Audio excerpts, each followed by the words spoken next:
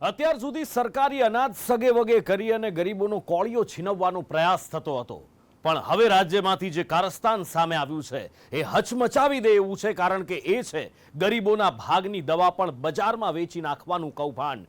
જે હા, ગરીબ જેને સારવાર મળે અને એ સાજો થાય, બીમારી એનાથી દૂર ભાગે, એ જ એનાથી છીનવી લેવાનો હવે પ્રયાસ થયો। ક્યાં, કોણે શું કર્યું, હવે એ જુઓ।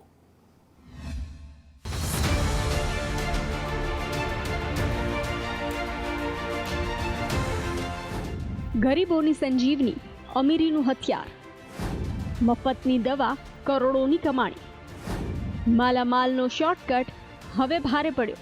GMSCL એટલે Gujarat medical services corporation limited, જેને સરકારી દવાખાનાઓ અને આરોગ્ય કેન્દ્રો માટે દવા અને મેડિકલ સાધનોની ખરીદી કરવાની અને આ દવા સાધનોને જે તે સ્થળ સુધી પહોંચાડવાની જવાબદારી સોંપવામાં આવી છે।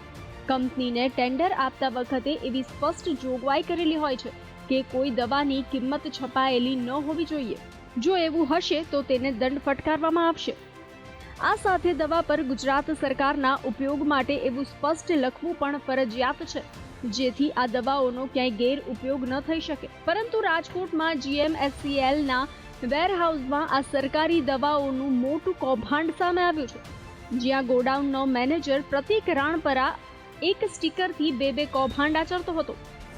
મેનેજર વેરહાઉસમાં ખાનગી કંપનીના કિંમત લખેલા જથ્થા પર સ્ટીકર મારી એજન્સીને પેનલ્ટીથી બચાવી લેતો હતો અને તેના માટે લાંચ લેતો હતો, અને એ જ સ્ટોક સરકારી ચોપડે ચડી ગયા બાદ સ્ટીકર ઉખેડી બારોબાર વેચવાનું કૌભાંડ આચરતો હતો।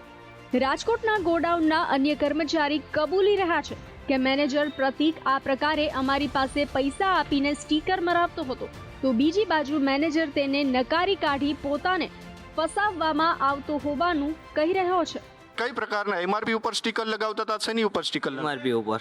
અચ્છા, કઈ દવાઓની અંદર MRP હતી? એ એક દવા ઉપર જ હતા। બરાબર। અને કેટલા રૂપિયા આપવામાં આવતા હતા MRP ના? 500 થી 250 રૂપિયા આપતા। કોના આદેશથી તમે આ જે MRP વાળા જે દવાઓ આવતા એની ઉપર સ્ટીકર લગાવતા હતા? બે જ વાર આવે, એ પ્રતિક રાનપરાના આદેશથી। અમે પણ MRP વાળી જે બોટલો હોય છે તે અંદર જોવા મળી હતી, એ ક્યાંથી? એ તો કોઈ કાઢેલી હોય, તમે કોઈ તો બી થઈ શકે ને, કોઈ કાઢેલી હોય તો બી થઈ શકે ને। અચ્છા, અમે લઈ આવ્યા હોય તમે ના, અહીંથી કોઈ કરેલું હોય તો। અચ્છા, તો આપની આ જે મેં કીધું કે કોઈ ફસાવાની ટ્રાય કરે છે।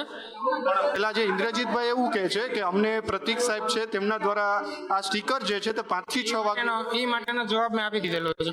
અચ્છા, શું તમે જવાબ રજૂ કરશો? સર રજૂ કરશે, એનો અધિકાર મને નથી કોઈને બહાર ડિસ્ક્લોઝ કરવાનો।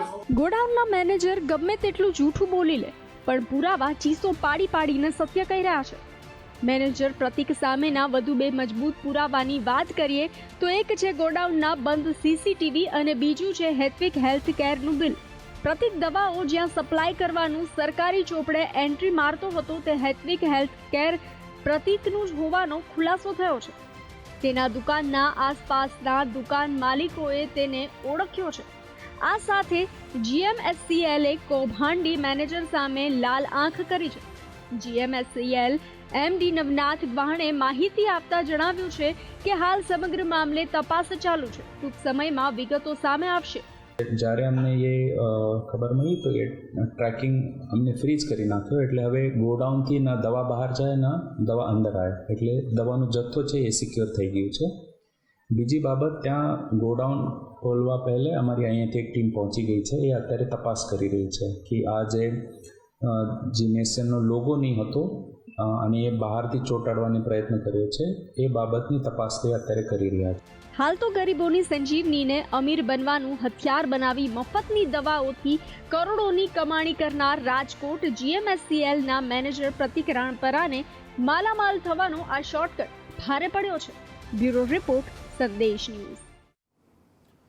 દેશમાં ફરી એકવાર મોસમનો મિજાજ બદલાયો છે। ઉત્તર ભારતના પહાડી રાજ્યોમાં ફરી આફતનો વરસાદ શરૂ થયો છે।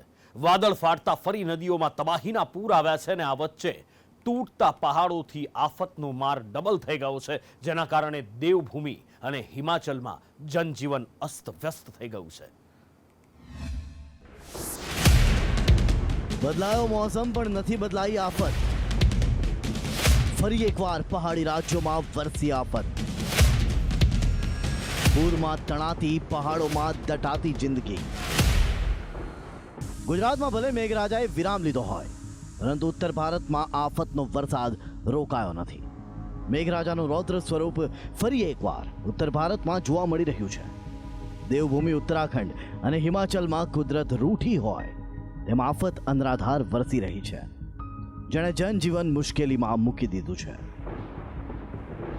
હલ્દ્વાનીના આ દ્રશ્યો જોતા તમે ખુદ જ સમજી જશો કે ઉત્તરાખંડમાં જગ્યા જગ્યાએ કેવા હાલાત બન્યા છે. રોડ રસ્તા પર નદીઓના ઘોડાપૂરના પાણી ફરી વળ્યા છે, જેણે જમીન ત્યાં જળની સ્થિતિ બનાવી દીધી છે. નૈનીતાલમાં પણ કંઈક આવા જ હાલ છે. જ્યાં જુઓ ત્યાં જળબંબાકારની સ્થિતિ. લોકો જાય તો જાય ક્યાં? આફતનો વરસાદ 2 દિવસથી અવિરત વરસતા લોકો ફસાઈ પડ્યા છે. નૈનીતાલમાં સ્થિતિ બેકાબુ બનતા પોલીસ પણ એલર્ટ મોડમાં જોવા મળી રહી છે. પોલીસ સતત લોકોને સલામત સ્થળે ખસી જવા અપીલ કરી રહી છે. हट जाइए, उधर को ना जाइए. मकान की चिंता छोड़ दीजिए, गाड़ी की चिंता छोड़िए, हटाइए गाड़ी बाड़ी जो भी यहाँ पर को है, हट जाइए. प्रताप, ये गाड़ी भी पीछे कर लो. ये कोई भी नदी के पास ना जाए, घर खाली कर दो. घर आप सुरक्षित हैं तो घर सुरक्षित नहीं है, वो बन जाएगा दोबारा. ભારે વરસાદથી નદીઓના તોફાની પૂર તબાહીનો તાંડવ કરવા લાગ્યા છે. આજે દહેરાદૂનમાં આવેલું પ્રસિદ્ધ ટપકેશ્વર મહાદેવ મંદિર, જ્યાં તમસા નદી તોફાને ચડતા મંદિર પરિસરમાં સ્થિત વૈષ્ણોદેવી મંદિરની દિવાલ ધરાશાયી થઈ હતી. કલાકો બાદ પણ તોફાની નદીના પાણી મંદિર પરિસરમાં વહેતા દેખાઈ રહ્યા છે. પૌડી ગઢવાલા જિલ્લાના કોટદ્વારામાં ગાડીઘાટ પુલ પાણીના પ્રચંડ પ્રવાહ સામે ન ટકી શકતા ધરાશાયી થયો છે. પાણીના પ્રવાહના કારણે પુલનો એક તરફનો ભાગ ધોવાઈ ગયો હતો. હાલ તો આ પુલને જોડતા માર્ગો બંધ કરી દેવામાં આવ્યા છે. રુદ્રપ્રયાગમાં પણ તોફાની વરસાદનો માર સહન ન કરી શકતા એક 3 માળનું મકાન ધરાશાયી થયું છે. પાણીના પ્રવાહથી ઇમારતનો પાયો ધોવાયો હતો અને ગણતરીની સેકન્ડોમાં જ ઇમારત તૂટી પડ્યું હતું. આ બધા વચ્ચે પહાડોમાં થતા ભૂસ્ખલનથી આફત ડબલ થઈ છે. જગ્યા જગ્યા પર થતું ભૂસ્ખલન રેસ્ક્યુમાં પણ મુશ્કેલી ઊભી કરી રહ્યા છે. ઉત્તરાખંડમાં આફતનો વરસાદ વરસતા 9 લોકો મોતને ભેટ્યા છે, જ્યારે 12 લોકો ઘાયલ થયા છે.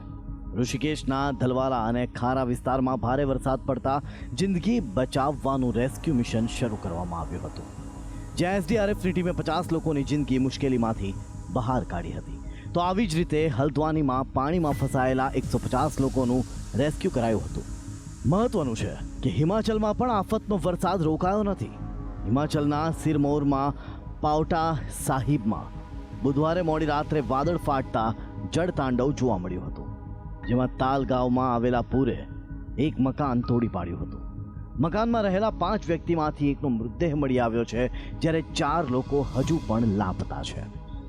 હાલ તો દેવભૂમિ ઉત્તરાખંડ અને હિમાચલમાં કેટલાક ઠેકાણે આફતનો વરસાદ રોકાયો છે, પરંતુ હજુ પણ કેટલાક એવા વિસ્તારો છે જ્યાં આફતનો વરસાદ ચાલુ છે, જેને હજુ પણ કેટલાક જિલ્લામાં વરસાદનું રેડ એલર્ટ અપાયું છે. બ્યુરો રિપોર્ટ, સંદેશ ન્યૂઝ. લોકસભામાં છેલ્લા 3 દિવસથી ચાલી રહેલ અવિશ્વાસ પ્રસ્તાવની ચર્ચાના છેલ્લા દિવસે વડાપ્રધાન નરેન્દ્ર મોદી ઉતર્યા અને ધુઆધાર બેટિંગ કરી તો વિપક્ષ આઉટ થઈ ગયું. મણિપુર મુદ્દે વડાપ્રધાને વિપક્ષના વલણની ટિપ્પણી કરી અને અંતે પરિણામ એ જ આવ્યું જે ધાર્યું હતું, અવિશ્વાસ પ્રસ્તાવનું સુરસુર્યું.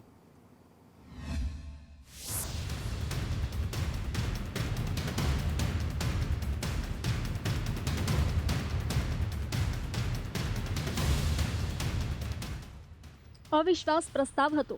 છેલ્લા 3 મહિનાથી સળગતું મણિપુર મુદ્દો હતો અને સંસદમાં ગરમાવો પણ ચરમ પર હતો. કોંગ્રેસ સાંસદ ગૌરવ ગોગોઈએ મણિપુર હિંસા પર ચર્ચા કરવા આ પ્રસ્તાવ રજૂ કર્યો અને સ્પીકરે સ્વીકાર્યો. ત્યારથી જ એ નક્કી હતું કે આ પ્રસ્તાવના બહાને બંને પક્ષે ભરપૂર વાર પલટવાર થશે.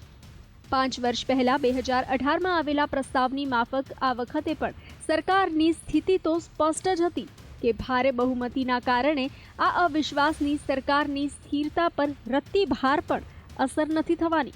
પણ આ પ્રસ્તાવ લાવવા પાછળ વિપક્ષનો મૂળ ઉદ્દેશ જ મણિપુર પર સરકારને જવાબદેહ બનાવવાનો હતો, ચર્ચા કરવાનો હતો.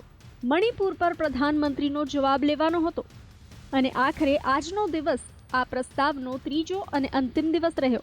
આ પ્રસ્તાવ જેમના જવાબ માટે લાવવામાં આવ્યો હતો, જે આખા પ્રસ્તાવના કેન્દ્રમાં હતા, એ છે પ્રધાનમંત્રી નરેન્દ્ર મોદી.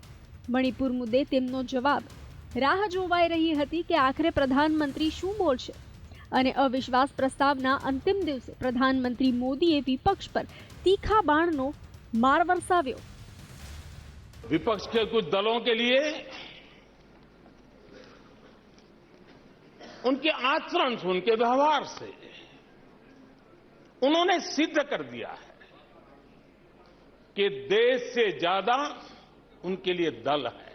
गरीब के भूख की चिंता नहीं है, सत्ता की भूख, यही आपके दिमाग पे सवार है.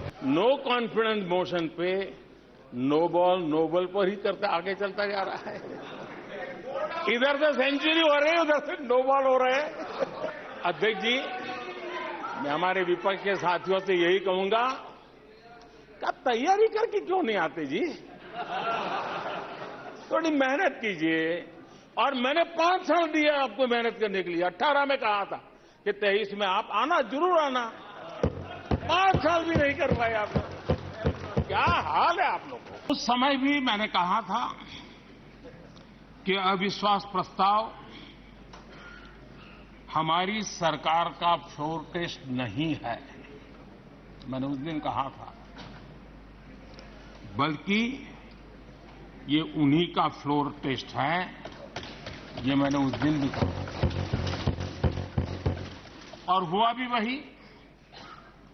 जब मतदान हुआ तो विपक्ष के पास जितने वोट थे उतने वोट भी वो जमा नहीं कर पाए थे. विपक्ष का अविश्वास प्रस्ताव हमारे लिए शुभ होता है. और मैं आज देख रहा हूं कि आपने तय कर लिया है कि एनडीए और बीजेपी 2024 के चुनाव में पुराने सारे रिकॉर्ड तोड़ करके भव्य विजय के साथ जनता के आशीर्वाद से वापस आएंगे. એટલું જ નહીં, તેમણે ઇન્ડિયા ગઠબંધન પર પણ જોરદાર પ્રહાર કર્યા. મણિપુરની સ્થિતિ પર તેમણે કહ્યું, મણિપુરમાં જલ્દી શાંતિ આવશે. सहमति दिखाई होती तो अकेले मणिपुर विषय पर विस्तार से चर्चा हो सकती थी, हर पहलू पर चर्चा हो सकती थी और उनको भी बहुत कुछ कहने का मौका मिल सकता था. लेकिन उनको चर्चा में रस नहीं था. और कल अमित भाई ने विस्तार से इस विषय की चीजें जब रखी तो देश को भी आश्चर्य हुआ है कि लोग इतना झूठ फैला सकते हैं. ऐसे ऐसे पाप करके गए हैं लोग. और उन्होंने आज जब अविश्वास का प्रस्ताव लाए और अविश्वास के सारे विषय पर वो बोले तो ट्रेजरी बेंच का भी दायित्व बनता है कि देश के विश्वास को प्रकट करें, देश के विश्वास को नई ताकत दें, देश के प्रति अविश्वास करने वालों के लिए करारा जवाब दें. ये हमारा भी दायित्व बनता है. 2018 માં પણ અવિશ્વાસ પ્રસ્તાવમાં પીએમ મોદીએ 90 મિનિટ લાંબો જવાબ આપતા કોંગ્રેસના નેતાને નામદાર અને પોતાને કામદાર જણાવ્યા હતા. અને આ વખતે પણ નંબર ગેમને જોતા સરકાર માટે કોઈ મુશ્કેલી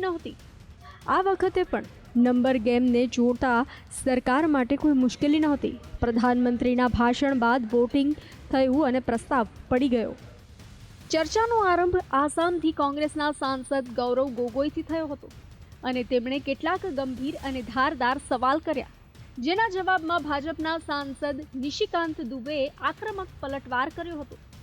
જો કે તેમના જવાબમાં મણિપુર ગાયબ રહ્યું અને આ સિલસિલો ચાલતો રહ્યો. બીજા દિવસે રાહુલ ગાંધીએ મણિપુરમાં ભારત માની તમે હત્યા કરી છે એવા તીખા પ્રહાર સાથે સરકારને ઘેરી તો જવાબમાં કેન્દ્રીય મંત્રી સ્મૃતિ ઈરાનીએ તેમને ભૂતકાળ યાદ દેવડાવ્યો. एक आवाज है, भारत हमारी जनता की आवाज है, दिल की आवाज है. उस आवाज की हत्या आपने मणिपुर में की. इसका मतलब भारत माता की हत्या आपने मणिपुर में की। आपने मणिपुर के लोगों को मारकर भारत की हत्या की है। आप देश द्रोही हो, आप देशभक्त नहीं हो, आप देश प्रेमी नहीं हो, आप देशद्रोही हो। आपने देश की हत्या मणिपुर में की। भारत मां की हत्या की बात करने वाले कभी भी बैठकर मेज नहीं थपथपाते। कांग्रेसियों ने बैठकर मां की हत्या के लिए मेज थपथपाई है। તો બીજા દિવસે મણિપુરમાં માની હત્યાના વાર સાથે શરૂ થયેલ ચર્ચા ચરિત્ર પર ચઢાઈ સુધી આવી ગઈ, જ્યારે સ્મૃતિ ઈરાનીએ રાહુલ ગાંધી પર સંસદમાં ફ્લાઇંગ કિસ આપી અભદ્ર ઇશારાનો આરોપ લગાવ્યો અને ભાજપની અન્ય મહિલા સાંસદો પણ ઈરાનીના સમર્થનમાં આવી. અને પછી આ વાર પલટવારમાં ગૃહમંત્રી અમિત શાહ પણ મેદાને આવ્યા. મણિપુર પર ઉઠેલા સવાલો પર તેમની સરકારે શું કર્યું છે તેનો हिसाब આપવાની कोशिश थी. मान्यवर में डे 1 से चर्चा के लिए तैयार थे, मगर वो चर्चा नहीं चाहते, उनको विरोध करना था।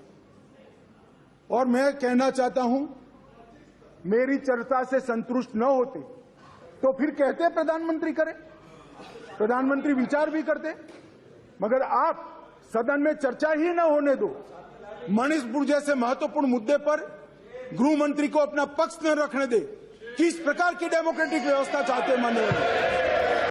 સરકાર પાસે રહેલા મજબૂત આંકડાને જોતા વિપક્ષને પણ આ અવિશ્વાસ પ્રસ્તાવના વોટિંગનું પરિણામ ખબર હતું, પણ વિપક્ષની પણ 2024ના ચૂંટણી સંગ્રામ પહેલા દબાણની વ્યૂહરચના હતી, તો સામે સરકારે પણ જાણે આ પ્રસ્તાવને તક તરીકે ઝડપી. પણ આ અવિશ્વાસ પ્રસ્તાવ, તેમાં થયેલી ચર્ચાએ ફરી એકવાર સાબિત કરી દીધું હતું કે મુદ્દો ભલે મણિપુર હતો, પરંતુ સૌથી ઓછી ચર્ચા મણિપુર પર થઈ. મણિપુરની ચર્ચા માટે જે વિપક્ષે આ પ્રસ્તાવ રજૂ કર્યો, તેણે પણ મણિપુર મુદ્દે સૌથી ઓછી ચર્ચા કરી. તો સામે પક્ષે સરકાર તરફથી બોલેલા નેતાઓએ તો જાણે મણિપુર કોઈ મુદ્દો જ ન હોય તેવી રીતે ચૂંટણી ભાષણ આપ્યા. અને ફરી એકવાર દેશની રાજનીતિએ બતાવી દીધું કે દેશના રાજનેતાઓ માટે ગંભીર મુદ્દા ખરેખર કેટલા ગંભીર છે. બ્યુરો રિપોર્ટ, સંદેશ ન્યૂઝ.